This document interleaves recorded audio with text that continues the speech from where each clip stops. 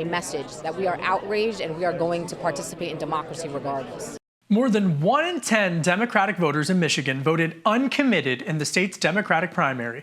Now, while President Biden won the primary with 81.1%, the Hill's Decision Desk HQ has 13.3% of Democratic voters in Michigan voting uncommitted, with 96% of the results in. Now, this uncommitted vote, totaling at more than 101,000 people, smashed Michigan's far-left Congresswoman Rashida Tlaib's 10,000 vote goal.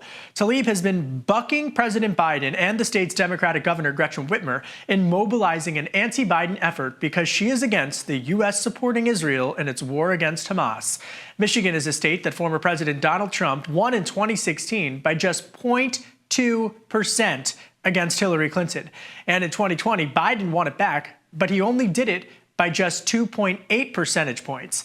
Biden's road to the White House runs directly through the battleground state, and it is home to a large population of Muslim Americans.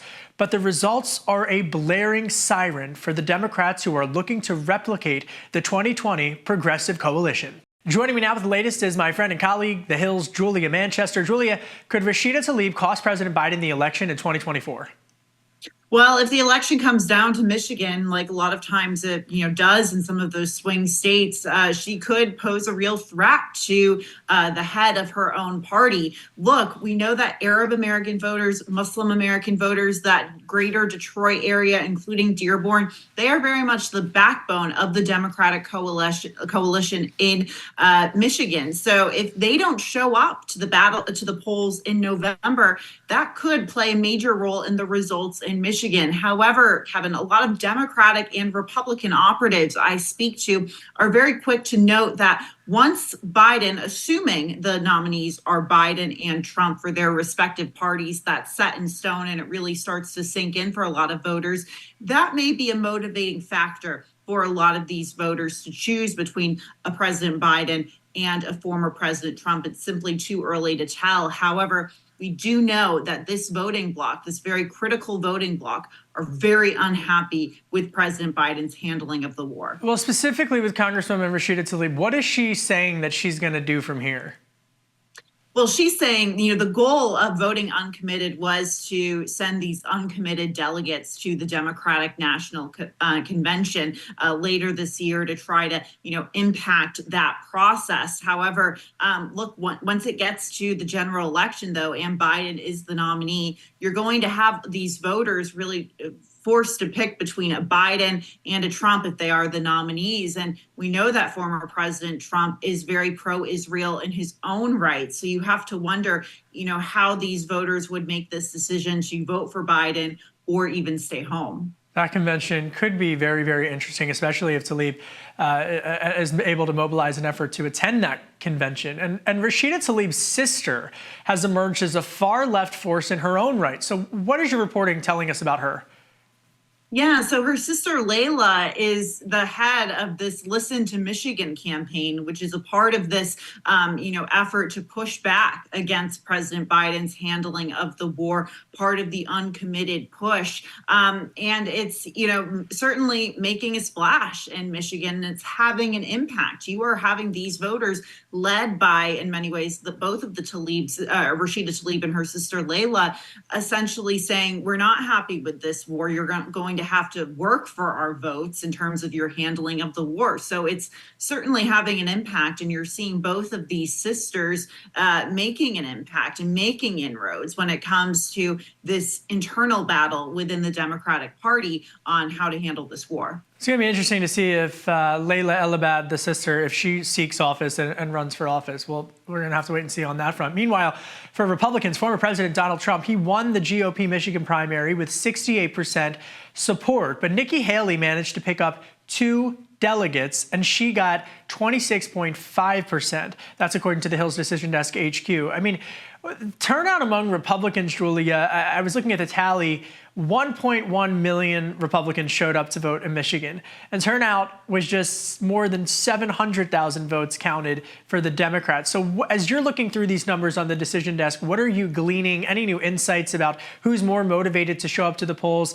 And how is Nikki Haley going to be a problem for the Trump movement as that continues on as we inch closer to Super Tuesday?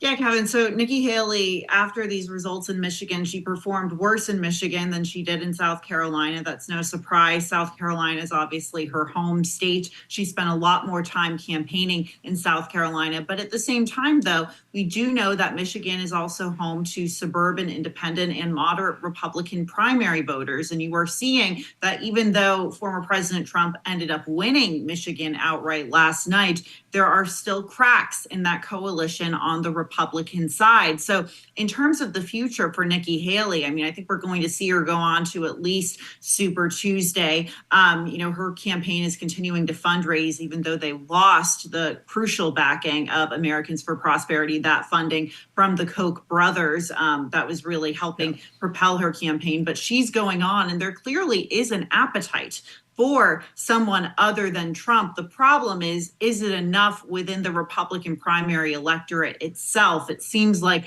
there seems to be a bigger appetite outside of the party. And that's really where it's going to matter in November, where these independents swing. And former President Trump is not performing as well with these independents as, say, a Nikki Haley might be. So once again, Nikki Haley, a much better general election candidate than she is a Republican primary candidate. Jules, I'm going to just cut to the chase. It was a mess for Biden in Michigan. It was a mess for Trump in Michigan. I mean, if you're running their operations, the biggest unknown variable is where the moderates go for the Republicans and where the far, far, far left goes for the Democrats. I mean, absolutely, Michigan has been hanging on a thread, a razor-thin thread for the past two election cycles at least. And so I think there are a lot of calls being made this morning, and I'll have to check with my sources on that. But it's chaos right now in terms of what's going to happen with Michigan because nobody knows how this is going to play out. Okay, switching gears back here in Washington, D.C., leap year. We have an extra day in February, folks. Leap year is actually buying lawmakers one more day to negotiate against a partial government shutdown. And Democrat Tom Suozzi, he gets sworn in today. So that shrinks even more the Republican Speaker of the House, Mike Johnson's majority. Now, the Hill's reporting is that Johnson was in the hot seat at the White House earlier this week with President Biden, where the big four, Schumer, McConnell, Jeffries, and Johnson, huddled to try to get to a deal. Are we closer to a deal, Julia, ahead of this March 1st deadline? From what we've heard, not necessarily. And it was interesting seeing that reporting how Speaker Johnson was in the hot seat and essentially getting pressure from the Senate side as well as the House Democratic side, because we know that right now Johnson is doing what McCarthy had tried to do for months, trying to walk the line between his own very conservative conference as well as the more moderate part of that conference. And now that he has, it's going to be one vote, even a smaller majority for Republicans, that's going to be difficult. So we don't really know what that's going to look like. It seems like it'll be a game time decision once again. Well, and next week's proving to be a massive week in terms of Washington, D.C. politics, because you've got the March 1st deadline for a partial government shutdown. You've got Super Tuesday. And then 2 days later, on Thursday, March 7th, President Biden is expected to deliver the State of the Union address, but he actually could become the first president in history to deliver a State of the Union address during a government shutdown, right? Well, wouldn't that would be so, just so emblematic of 2024, where we find ourselves in, just the absolute dysfunction Washington has represented in, multiple branches of government. Seeing President Biden deliver that during a government shutdown, we don't really know what that would necessarily look like. But I'm sure President Biden would take the opportunity to hit his Republican counterparts and use that bully pulpit to his advantage if there were to be a government shutdown. Even without a government shutdown, he'll definitely have the advantage there. And McConnell's worried about that. I mean, he was saying that the other day on the Senate floor. And the ghost of George Santos continues to haunt Speaker Johnson, with Suozzi getting sworn into his seat. So what is a win in the next couple of days for Speaker Johnson? Look, a win for Speaker Johnson, I would say, is avoiding a government shutdown. There might be members of this conference who aren't happy with that. However, if he can avoid a government shutdown and somehow work with, moderate Republicans and Democrats, I think that's overall a win. However, like I said, it's a very difficult situation for him because he's also dealing with the conservative members of his conference, and not everyone in this situation is going to get what they want. And I think that's something that conference doesn't understand or doesn't necessarily want to understand. So I think just getting by, avoiding a government shutdown is a win for Johnson. I mean, New York politics, Julia Manchester, really rearing its head into the national conversation. Sticking with New York, the Big Apple's mayor, Eric Adams, he's delivering his harshest criticism yet on the issue of immigration. Now, NYC is a sanctuary city, but Adams has been on the attack, saying that the federal government needs to be doing more on immigration. Take a listen. Those small numbers that are committing crimes, we need to modify the sanctuary city law that if you commit a felony, a violent act, we should be able to turn you over to ICE and have you deported. I mean, so he's saying, Julia, that he supports deporting migrants who commit serious crimes. Are other progressive mayors going to follow his lead?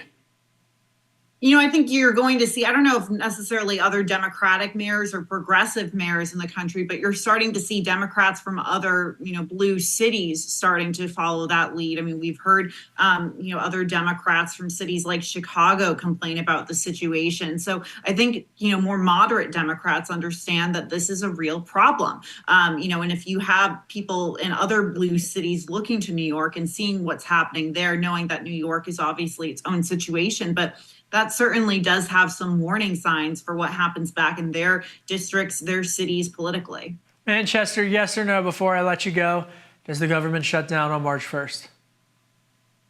Oh, gosh. I'm going to be optimistic. Say no. I'm an optimist too, Julia. Julia Manchester, the host of The Hill TV's What's America Thinking? Great show, Julia. I love watching it. You and Raphael do an incredible job and excellent reporting, as always. The Hill's Julia Manchester. Hamas is rejecting President Biden's calls for a short-term ceasefire, according to Al Jazeera, and they're sourcing a top official within the terror group's organization.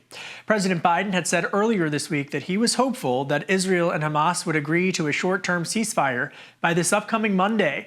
Israel has said they would agree to the ceasefire if Hamas releases the hostages from its October 7th terror attack, which launched Israel's war in Gaza.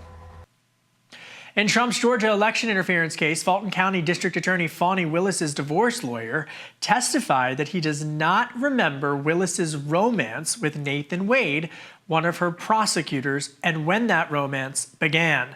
Willis's divorce attorney, Terrence Bradley's testimony injected uncertainty into whether Trump's legal team will be able to remove Willis from the case against Trump. Indiana officials can continue with their restricting gender transitions for minors. A federal appeals court ruled that Indiana can continue with blocking hormone and puberty blocker treatments for minors. A U.S. district court in Indiana had issued a preliminary injunction last June against the proposal, which impacts anyone under the age of 18. State lawmakers have increasingly adopted a patchwork of policies nationwide in terms of how they are addressing gender care for minors. Another loss for Prince Harry, this time in British court. The British court ruled that the Duke of Sussex is not entitled to his high level of security since he quit his duties as a working royal. The BBC reported that the High Court said in its ruling that the decision to revoke Prince Harry's security privileges was neither unlawful nor irrational. Prince Harry's team, according to the BBC, said that it does plan to appeal. Remember, Prince Harry and his wife Meghan Markle told Oprah in a bombshell 2021 interview that they needed additional security, despite their leaving the monarchy to relocate to Montecito, California. Wildfires in Texas have expanded to more than 300,000 acres, scorching the Texas Panhandle. The wildfires were so out of control that officials briefly shut down a nuclear weapons facility, but its operations are now reopened, according to the authorities. The fire is now the second largest wildfire in Texas history. Are you saving for retirement? You should be. This is your sign to save for retirement. Fidelity found that there was a 41% increase in the number of 401k millionaires last year. This marks a big recovery from the 7.7% decline last quarter. So you better start saving. You know, a penny saved is a penny earned, or in this case, you could be a millionaire when you want to retire. That's it for today's Daily Debrief. My name is Kevin Cirilli. Be sure to like, share, and subscribe to The Hill's YouTube channel, and come back here soon for the intersection between politics and policy.